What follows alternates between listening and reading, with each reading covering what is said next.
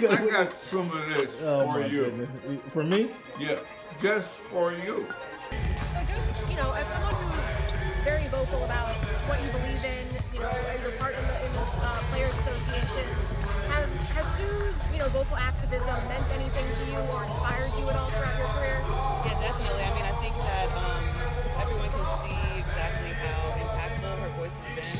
But I've had the opportunity to be able to work with her kind of behind the scenes, especially being on the executive committee. And so a lot of her input and wisdom went a really long way in terms of not just what we were able to get done back then, but also how we're able to move today. And what does it say about, the Storm franchise that this is the first W franchise to give a WNBA player statue? I mean, I think it's just kind of a continuation of the Storm being able to set precedent, in a lot of different ways. And I'm not surprised that, we're the first ones to be able to do it, and I'm grateful that I'm here to be playing while it happens. And just from your perspective, why does Sue deserve a statue? I mean, Sue is iconic, in so many different ways. She has legacy that outreaches more than just what she did on the court. And, for her to be able to do it in one jersey her whole career and impact so many different people, it's almost a matter of when was she gonna get one? So I'm grateful to be here. I can let that go. This group's been so vocal about togetherness and being together. How important is staying together as a group?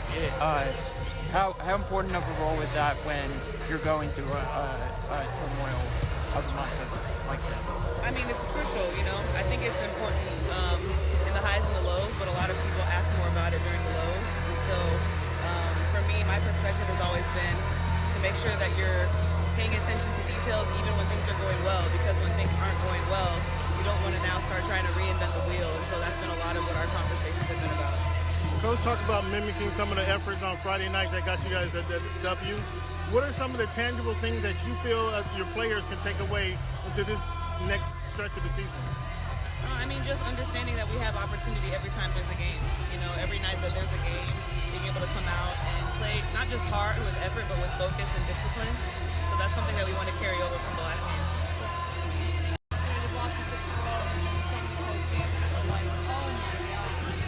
Finally in a close game where it was picked up with a hump. What was it? Any kind of relief, or was it just like this whole shit? We thought we were unlucky, or how did you process?